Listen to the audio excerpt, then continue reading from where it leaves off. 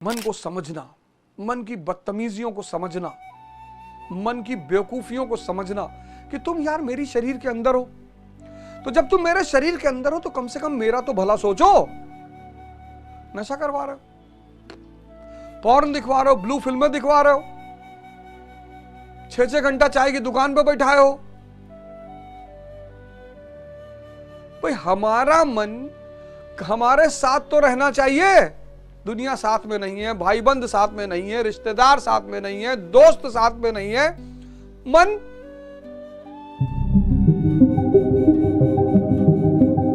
ये तो मेरे शरीर का हिस्सा ही है।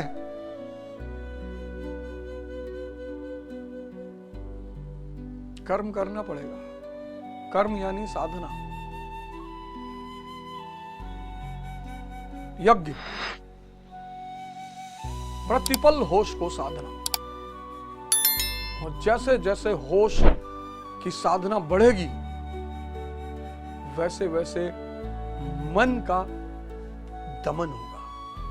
होश बढ़ेगा, मन घटेगा। और जब होश बढ़ेगा तो आप जो भी काम करोगे उसमें एक निखार आएगा। लोग आपकी तारीफ करने लगेंगे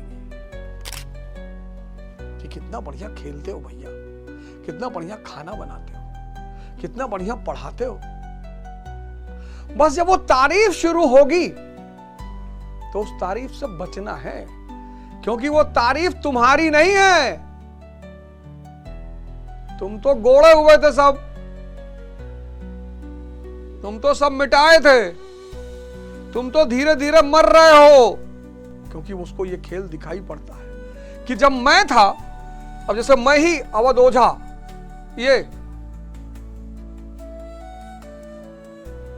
लेकिन जब गुरु की शरण में आकर होश बढ़ना शुरू हुआ तो पढ़ाई पैदा हुई, योग पैदा हुआ, ध्यान पैदा हुआ, प्रेम पैदा हुआ। तो मुझे दिखाई पड़ता है कि मैं तो कुछ था ही नहीं यार। अब जो कुछ हो रहा है वो गुरु के आशीर्वाद और चैतन्य के बढ़ने से, होश के बढ़ने से हो रहा है। तो ये सारा काम कर कौन रहा है? चैतन्य। तो जब कर कोई और रहा है तो अहंकार किस बात का? हम लंदन से पढ़े होते, अमेरिका से पढ़े होते, ऑस्ट्रेलिया से पढ़े होते, तो एक अहंकार भी होता कि भैया ऑस्ट्रेलिया से पढ़ के आए।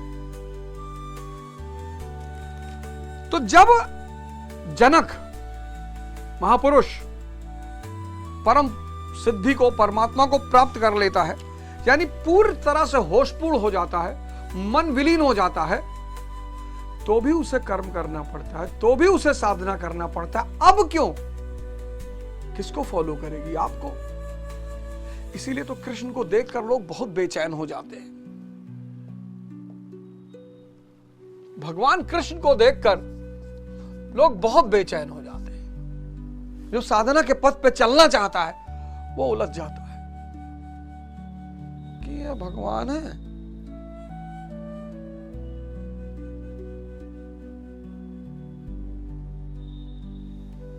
वो भगवान राम को देखता है तो उसको उतनी बेचैनी नहीं होती, बुद्ध भगवान को देखता है तो उतनी बेचैनी नहीं होती, महावीर भगवान को देखता है तो उतनी बेचैनी नहीं होती, कबीर दास जी को देखता है तो बेचैनी नहीं होती, गुरु नानक देव जी को देखता है तो बेचैनी नहीं होती। लेकिन जैसे वो भगवान कृष्ण को देखता है वैसे उसको बेचैनी हो जाती है। ये सब भैया भगवान करते भैया।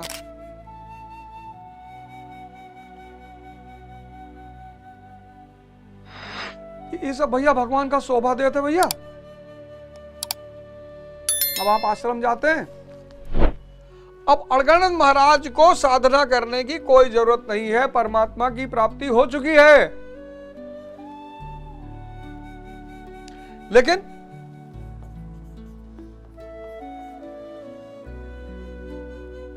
जागृत हैं,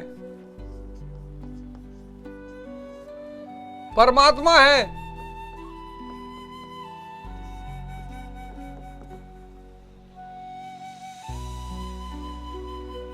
अब साधना की क्या जरूरत है?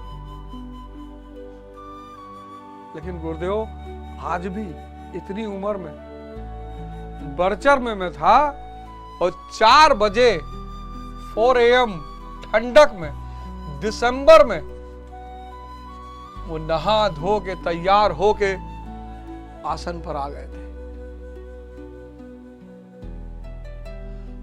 8 बजे प्रवचन,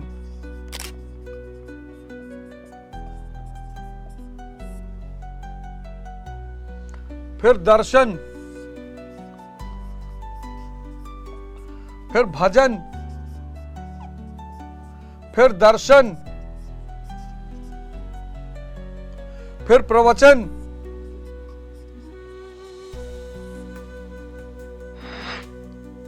सौ साल के होने जा रहे हैं, लेकिन साधना नहीं छोड़ी।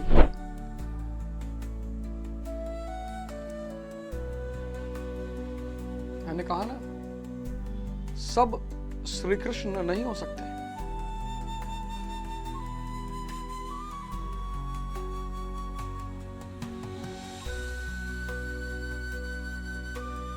संसार आपका आचरण करता है, आचरण। अब आश्रम में डेली 5000 लोग रहते हैं, और गुरु महाराज को अगर वो 9 बजे तक सोता हुआ देख ले तो, गुरु महाराज को पान खाते हुए देख ले तो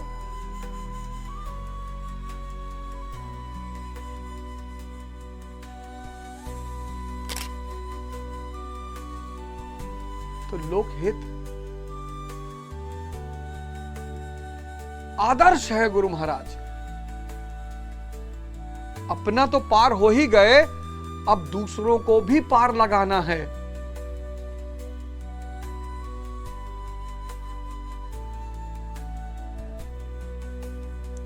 अपना तो पार हो ही गए, अब दूसरों को भी पार लगाना है।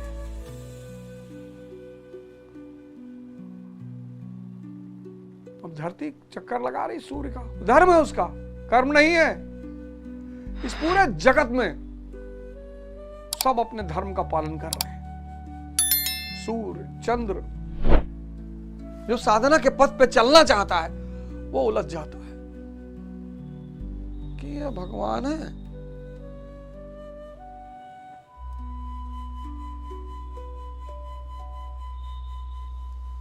वो भगवान राम को देखता है तो उसको उतनी बेचैनी नहीं होती, बुद्ध भगवान को देखता है तो उतनी बेचैनी नहीं होती, महावीर भगवान को देखता है तो उतनी बेचैनी नहीं होती, कबीर दास जी को देखता है तो बेचैनी नहीं होती, गुरु नानक देव जी को देखता है तो बेचैनी नहीं होती। लेकिन जैसे वो भगवान कृष्ण को देखता है वैसे उसको बेचैनी हो जाती है। परमात्मा का धर्म है। वृक्ष कबहु न फल भके, नदी न संचय नीर, और परमारथ के कारणे साधुन धरा शरीर।